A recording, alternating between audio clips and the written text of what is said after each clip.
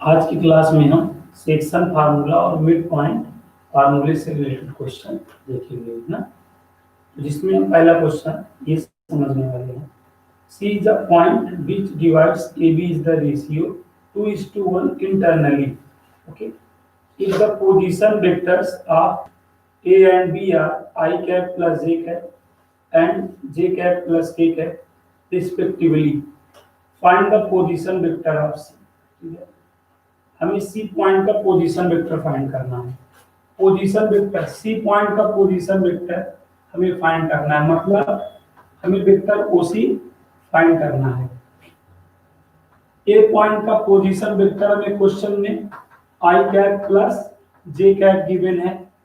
B point का position vector हमें question में जे कैप प्लस के कैप गिवन है। ओके, और रेशियो गिवन है 2:1 का, 2:1 का रेशियो गिवन है। और इंटरनली बोला है, क्या बोला है? इंटरनली अंतर विभाजन बोला है।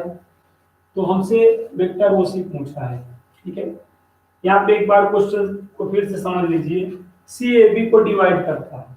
C is a point which divides A B in the ratio 2:1 internally.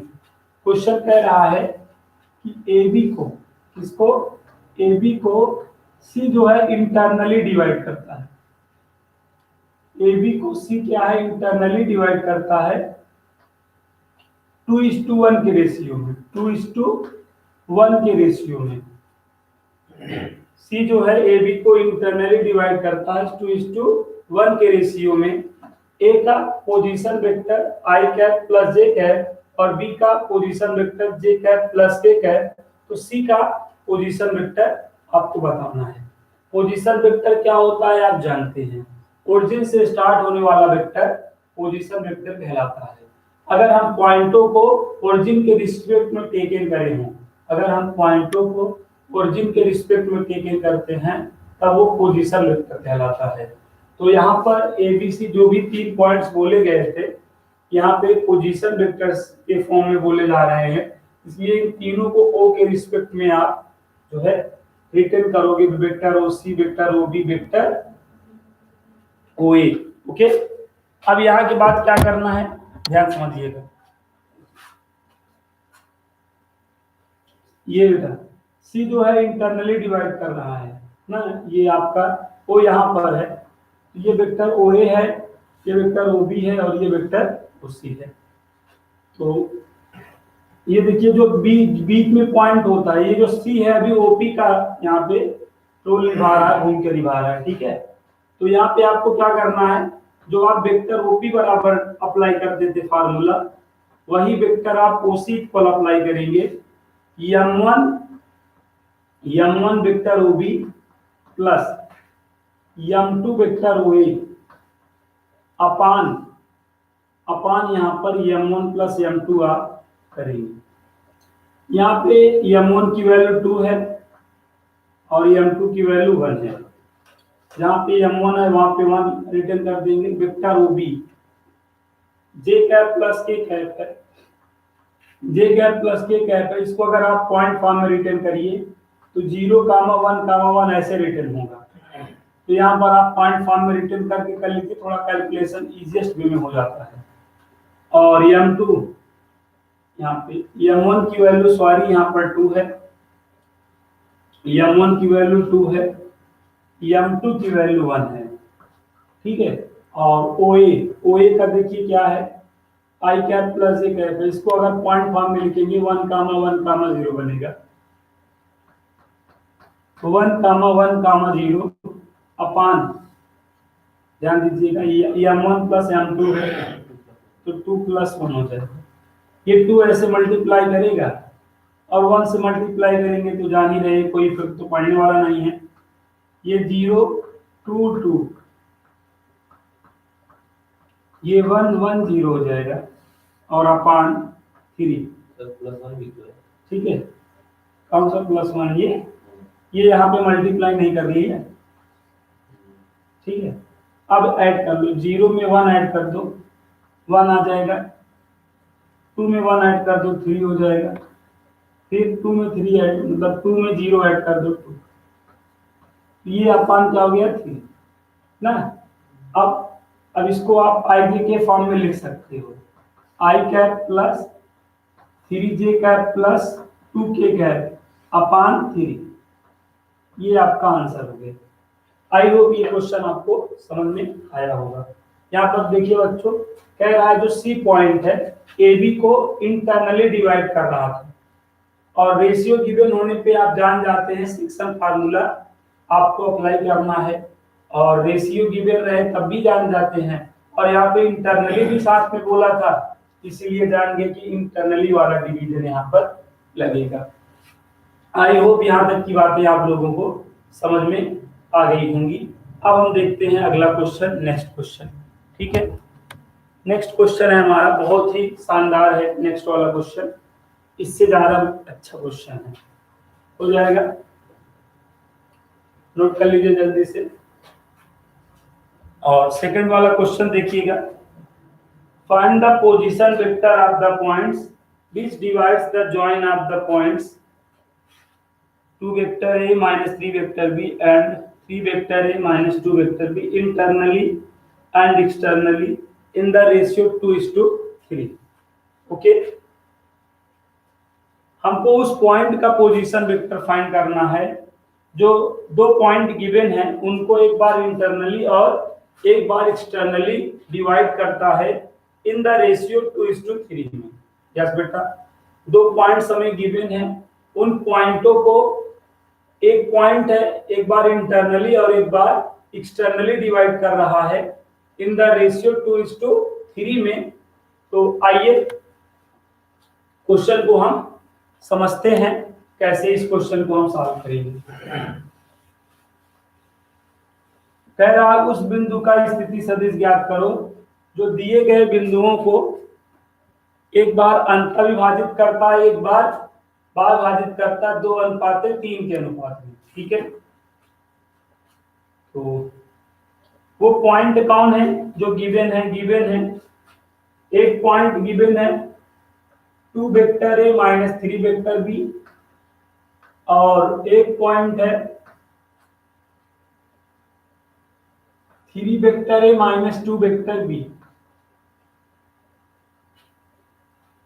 Question एक बार फिर से सुनिएगा, find the position vector of the point, कह रहा है उस पॉइंट का पोजीशन वेक्टर फाइंड करो विच divide the join of the points, जो इन पॉइंटों को, एक पॉइंट ये है दूसरा पॉइंट ये है, जो इन पॉइंटों को ज्वाइन करने वाली लाइन सेगमेंट को, जो इन पॉइंटों को ज्वाइन करने वाली लाइन सेगमेंट को एक बार इंटरनली, एक बार इंटरनली और एक बार एक्सटर्नली 2:3 के रेशियो में डिवाइड करता है। इसको आप पॉइंट ए बोल दीजिए, इसको पॉइंट आप बी बोल दीजिए, और जो पॉइंट आपको फाइंड करना है उसको आप पी पॉइंट कह लीजिए। तो ये जो पी पॉइंट है एक बार ए बी को इंटरनली डिवाइड करता है, और एक बार यही जो है ए बी को, यही पॉइंट पी जो है एक्सटर्नली डिवाइड करता है। ठीक है, तो आपको वेक्टर जो है पॉइंट पी, मतलब पॉइंट पी का पोजीशन वेक्टर निकालना है बच्चों। तो बहुत ही शानदार और जानदार क्वेश्चन है ये, समझिएगा। मतलब इसमें दो क्वेश्चन है बेटा, कह रहा है उस पॉइंट का पोजीशन वेक्टर फाइंड करो जो इन पॉइंटों को एक बार इंटरनली डिवाइड करता है। सपोज हमने कहा ये पॉइंट ए है और वो पॉइंट बी है, ठीक है, इनको इंटरनली डिवाइड करने वाला पॉइंट पी है, और इनको इंटरनली जो पॉइंट डिवाइड कर रहा है वही का पोजीशन वेक्टर फाइंड करो। और किस रेशियो में डिवाइड कर रहा है? 2:3 रेशियो में। तो बेटा पोजीशन वेक्टर की अगर बात हमें करनी होती है तो इन पॉइंटों को हम ओ के रिस्पेक्ट में कंसीडर करते हैं। इन पॉइंटों को ओ के रिस्पेक्ट में कंसीडर करो, मतलब ये जो पॉइंट ए है और ये जो पॉइंट बी है, इनका position vector vector O A करके रिटर्न होगा 2 vector A minus 3 vector B, और जो पॉइंट बी है उसका position vector vector O B करके रिटर्न होगा 3 vector A minus 2 vector B. ठीक है, और पी का पोजीशन वेक्टर आपको निकालना है, मतलब वेक्टर ओपी आपको ज्ञात करना है। ठीक है, और यहां पर m1 क्या है 2 है और m2 क्या है 3 है। और आप देख रहे हैं p जो है ए बी के अंदर है तो इंटरनली डिवाइड हुआ, और इंटरनली डिवाइड वेक्टर ओपी का फार्मूला आपने पढ़ रखा है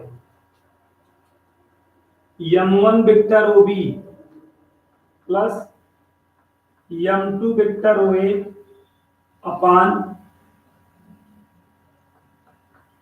m1 प्लस m2।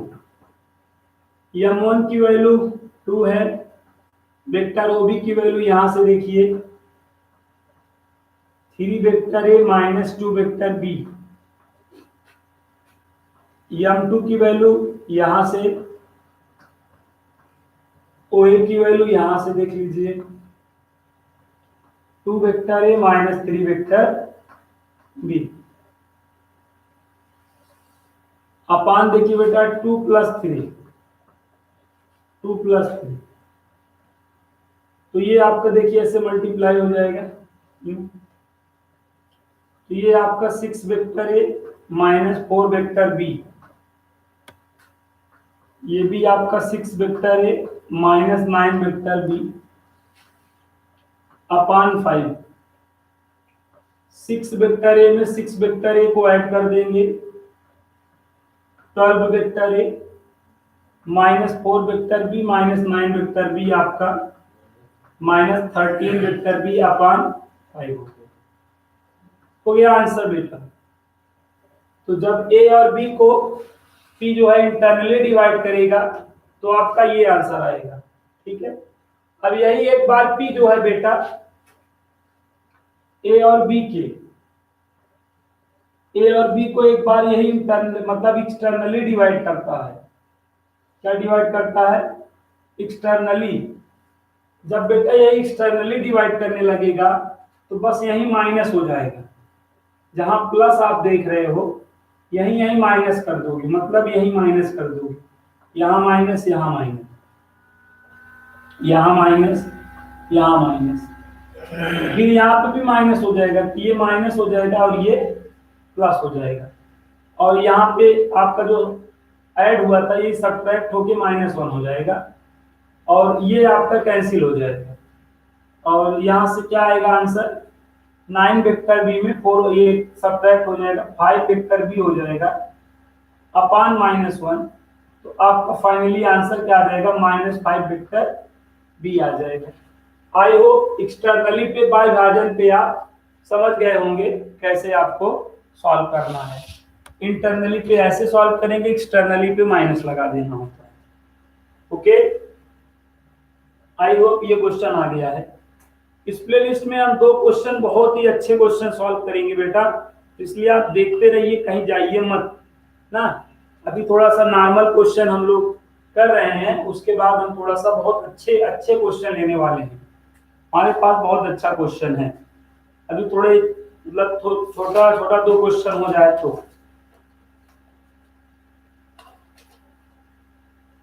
ओके, अब अगला क्वेश्चन देखते हैं।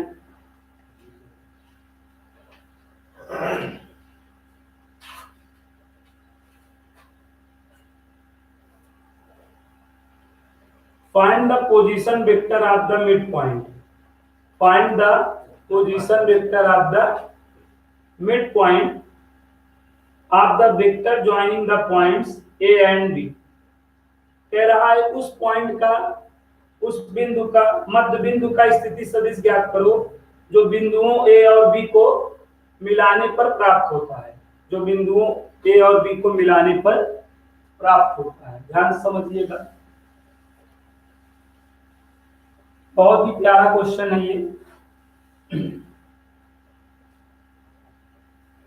Find the position vector of the mid point of the vector joining the point, vector joining the point vector A bracket में 3i cap plus 2j cap plus 6k cap and vector B है I cap plus 4j cap minus 2k cap. ध्यान से समझिएगा, ये बहुत महत्वपूर्ण question है। Find, देखिए आपको मध्य बिंदु का स्थिति सदिश ज्ञात करना है जो ए और बी को मिलाने पर प्राप्त होता है। बच्चों आपको मिड पॉइंट का पोजीशन वेक्टर बताना है, मिड पॉइंट का। और ये मिड पॉइंट किसको ज्वाइन करने पे मिलता है? ए और बी को। तो ए और बी के बीच में पॉइंट पी है बेटा, और इस बार मिड पॉइंट में है, इसलिए बेटा ये और ये इक्वल हो जाएगा। ठीक है, और मिड पॉइंट है, मिड पॉइंट, मिड पॉइंट का पोजीशन वेक्टर हम लोग ने पढ़ रखा है। बस बेटा मिड पॉइंट आ गया है, तो मिड पॉइंट के पोजीशन वेक्टर का फार्मूला हम जानते हैं। क्वेश्चन बहुत क्लियर है, कह रहा मिड पॉइंट का पोजीशन वेक्टर बताइए जो ए और बी को ज्वाइन करने से मिला है। ए और बी के मतलब बिटवीन, ए और बी के बीच में मतलब मिड पॉइंट है, ए और बी के बीच में मिड पॉइंट है, तो उसका आपको जो है पोजीशन वेक्टर बताना है। मतलब इस क्वेश्चन में आपको क्या बताना है? वेक्टर ओपी बताना है। और आपको गिवन क्या है? वेक्टर ओए। वेक्टर ओए क्या गिवन है? आपके सामने है 3i cap plus 2j cap plus 6k cap. और इसको पॉइंट फॉर्म में बेटा क्या रिटर्न कर सकते हैं? आई नो, आप जानते हैं 3, 2, 6। ऐसे वेक्टर ओबी को, वेक्टर ओबी आपका क्या है? लिखिए I cap plus 4j cap minus 2k cap. और इसको पॉइंट फॉर्म में क्या रिटर्न कर सकते हैं? 1, 4, माइनस 2। ओके, अब आपको वेक्टर ओपी फाइंड करना है, वेक्टर ओपी। तो वेक्टर ओपी फाइंड करना है, तो ये हो जाएगा वेक्टर ओए प्लस वेक्टर ओबी अपान क्या हो जाएगा? 2। यस बेटा, वेक्टर ओपी आपका क्या हो जाएगा? वेक्टर ओए प्लस वेक्टर ओबी अपान 2। मिड पॉइंट का पोजीशन वेक्टर यही तो होता है, आई होप आपको याद आया होगा। ठीक है, मिड पॉइंट का पोजीशन वेक्टर वेक्टर ओए प्लस वेक्टर ओबी अपान 2 होता है। वेक्टर ओए आपका क्या है? नाउ लुक हियर 3, 2, 6 प्लस लगाओ, वेक्टर ए बी यहां पर देख लो 1, 4, माइनस 2 अपान 2 अपान 2। 3 में 1 को ऐड करोगे 4 आएगा, 2 में 4 को ऐड करोगे 6 आएगा, 6 में माइनस 2 सब्ट्रैक्ट हो जाएगा 4 हो जाएगा अपान 2। ये अपान 2 पूरे के अपान 2 है, तो ये 2 इस यहाँ पे 2 2 जा 4 करेगा, 2 3 जा 6 करेगा, 2 2 जा 4 करेगा। तो यहाँ पे आया क्या? 2, 3, 2, 2, 3, 2 मतलब आंसर आपका 2i cap plus 3j cap plus 2k cap हो गया। देखिए आंसर, देखिए क्वेश्चन आईजे के फॉर्म में गिवन है, क्वेश्चन आईजे के फॉर्म में गिवन है, इसलिए आंसर को भी आईजे के फॉर्म में लास्ट में गिवन करना पड़ेगा। बीच में चाहे कैसे सॉल्व कर लो, ऐसे पॉइंट फॉर्म में सॉल्व करने थोड़ा हमारे लिए ज्यादा इजीएस्ट होता है, लेकिन आंसर देखो आईजे के में है, तो लास्ट में पॉइंट को आईजे के फॉर्म में, वेक्टर फॉर्म में रिटर्न कर दोगे। आई होप यहां तक की चीजें आपको समझ में आ गई होंगी। अब हम इस प्लेलिस्ट के सबसे महत्वपूर्ण क्वेश्चन देखने चल रहे हैं, बहुत ही महत्वपूर्ण क्वेश्चन है। ठीक है, आइए देखते हैं, आप नोट कर ली।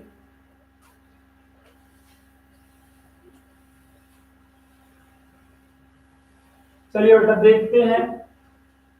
बहुत ही महत्वपूर्ण क्वेश्चन अब हम देखेंगे इस प्लेलिस्ट का।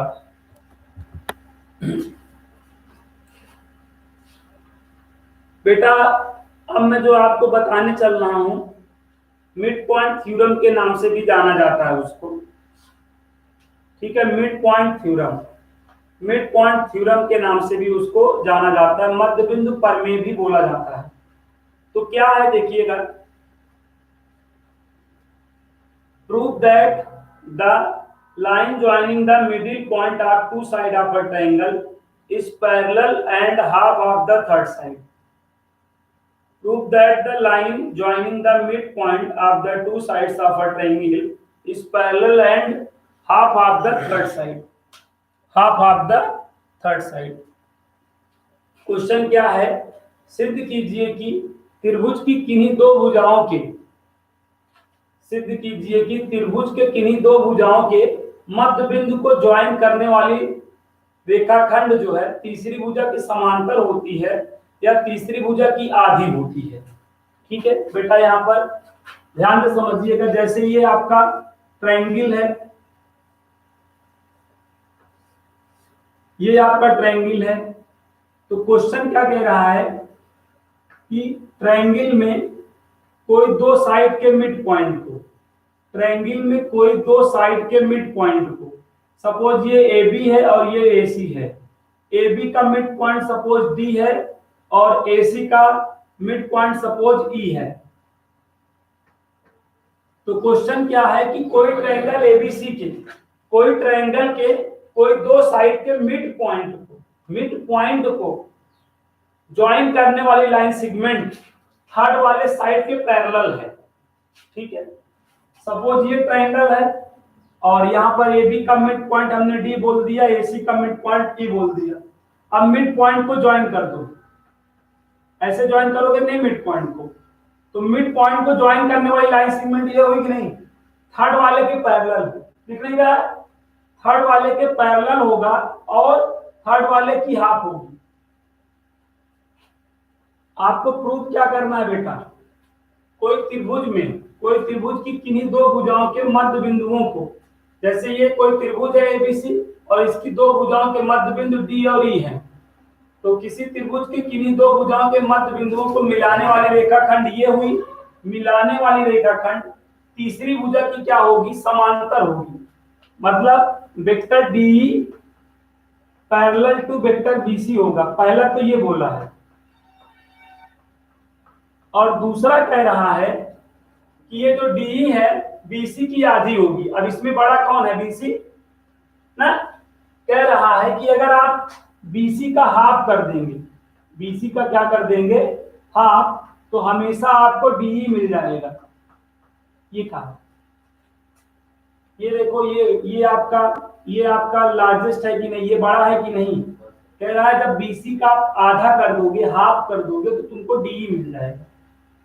इसको डबलिया दो तो ये मिल जाएगा और इसको हफिया दो तो ये मिल जाएगा। इसको डबलिया दोगे बीसी के इक्वल होगा, इसको डी को डबलिया दोगे बीसी के इक्वल होगा और इसको हफिया दोगे तो इसके इक्वल हो जाएगा। ऐसा क्वेश्चन बोल रहा है। आई होप यहां तक क्वेश्चन को आप समझ गए होंगे कि किसी त्रिभुज में किन्हीं दो भुजाओं के मध्य बिंदु को मिलाने वाली रेखाखंड, किसी त्रिभुज की किन्हीं दो भुजाओं के मध्य बिंदु को मिलाने वाली रेखाखंड तीसरी भुजा के समांतर होगी, पैरेलल होगी। और दूसरी बात, जो तीसरी भुजा है उसकी आधी होगी, तीसरी भुजा की आधी होगी, थर्ड साइड की हाफ होगी। ये बात आपको प्रूव करना है।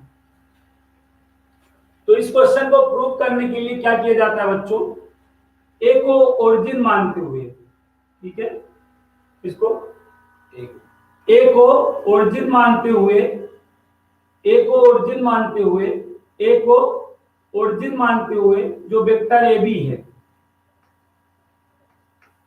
ए को ओरिजिन मानते हुए वेक्टर ए बी को स्मॉल वेक्टर ए मान लिया जाता है। ए को ओरिजिन मानते हुए वेक्टर ए सी को स्मॉल वेक्टर बी मान लिया जाता है। बात समझे, ए को ओरिजिन मानते हुए, ए को ओरिजिन मानते हुए वेक्टर ए बी को स्मॉल वेक्टर ए मानो और AC को स्मॉल वेक्टर B मानो, ठीक है। और अब यहां पर देखो, तो वेक्टर AB क्या है, यहां देख लो स्मॉल वेक्टर ही है ना। अब यहां पे देखो तुमको क्या चाहिए, यहां पे दो चीजें चाहिए तुमको, वेक्टर DE चाहिए और क्या चाहिए, वेक्टर BC चाहिए, ठीक है। वेक्टर DE चाहिए और आपको क्या चाहिए, वेक्टर BC चाहिए। तो ये कैसे निकलेगा देखो, वेक्टर DE और वेक्टर BC चाहिए ना।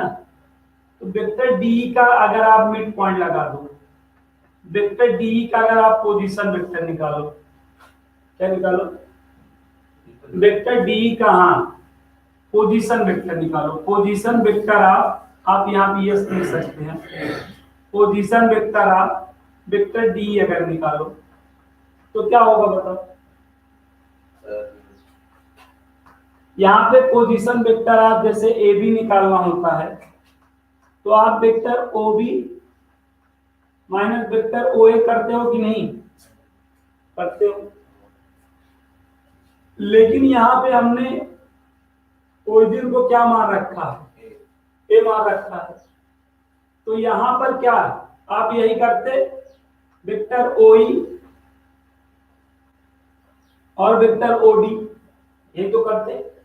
लेकिन हमने O को क्या मान रखा है, A मान रखा है, इसलिए यहाँ O ना रह के क्या होगा, A होगा और यहाँ भी A होगा। समझ में आ बात की नहीं है। ये जो AE है, AE देखो, AE यहां से यहां तक है कि नहीं, और जो AD है यहां से लेकर यहां तक है कि नहीं है। और यहाँ पे बात को समझो, ये AB है, ये AB है और D इसका क्या है, मिड पॉइंट है। AB का यहाँ पर मिड पॉइंट कौन है, D है। तो इसका मतलब ये इक्वल टू ये हो जाएगा, नहीं। अगर हम यहाँ पे H बोले तो यहाँ पे भी H हो जाएगा और ये टोटल होल होगा कि नहीं है? और हमने बच्चों आपको बताया था मिड मध्य बिंदु के केस में, मिड पॉइंट के केस में वर्क टू होम वाली ट्रिक लगती है। अब ये देखो यहाँ पर AB का मिड पॉइंट D है। अब यहाँ पर हम कौन से ट्रिक यूज करेंगे, वर्क टू होम वाली, वर्क टू होम वाली। तो होम बराबर यहाँ पे क्या हो जाएगा, 1/2 होल लेंथ। होम बराबर क्या हो जाएगा, 1/2 होल लेंथ। तो 1/2 होल लेंथ होगा, सभी बच्चे ध्यान देंगे, 1/2 होल लेंथ होगा। ये देखिए यहाँ पर AD, यहाँ पर AD है ना, यहाँ देखिए AD है कि नहीं, AD है ना, AD हाफ लेंथ हुई ना, हाफ लेंथ। तो हाफ लेंथ AD हुई, इसको 1/2 होल लेंथ में क्या रिटर्न करोगे बताओ। AD के लिए होल लेंथ क्या है, हाँ ये हाफ लेंथ है और ये होल लेंथ AB है। AD A to D जा रहा है, इसलिए होल लेंथ में A to B होगा, यहाँ पर वेक्टर AB हो जाएगा। आई होप आप लोगों को समझ में आया होगा। ऐसे AE हाफ लेंथ है, AE क्या है, AE हाफ लेंथ है, क्या है, हाफ लेंथ है।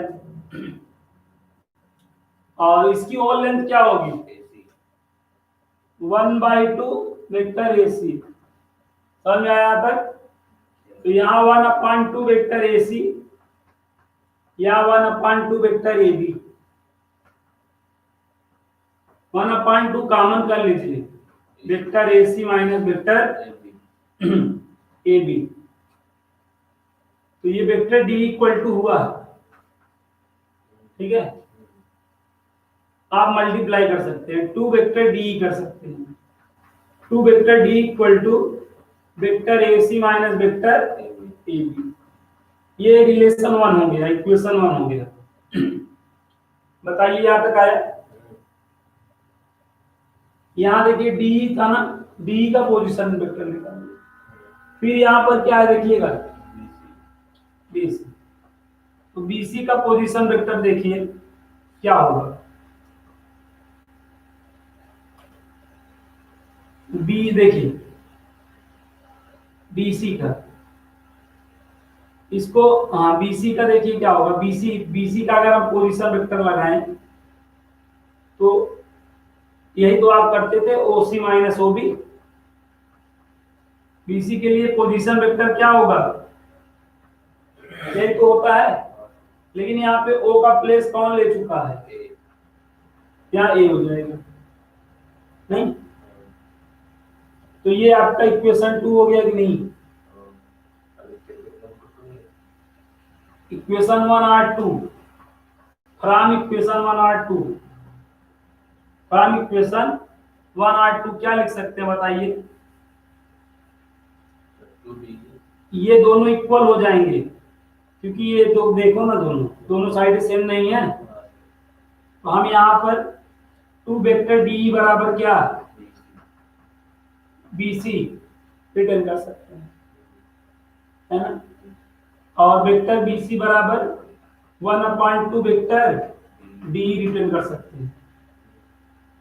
तो हमारा सेकंड वाला प्रूफ हो गया कि नहीं बताओ। और फर्स्ट वाला भी प्रूफ हो गया, क्योंकि अगर दो वेक्टरों को vector A equal to lambda vector B के फॉर्म में रिटर्न कर पाओ तो vector A parallel vector B होता है। अगर दो वेक्टरों के लिए ऐसी कोई फॉर्म जनरेट हो तो ये vector A parallel to vector B. तो यहाँ पे ये जनरेट हो गया है, इसलिए vector BC parallel to vector D भी आप बोल सकते हो, या डी पैरेलल टू बीसी भी बोल सकते हो। समझ में आया। आई होप आपको यहाँ तक के क्वेश्चन समझ में आ गए होंगे। बहुत ही प्यारा क्वेश्चन था। इस एक्सरसाइज मतलब इस प्लेलिस्ट का सबसे अच्छा क्वेश्चन आप इसको कह सकते हैं। अब आइए ऐसे ही और एक क्वेश्चन जानदार हम सीखते हैं। नोट कर लीजिए जल्दी से आप, नोट कर लीजिए जल्दी से।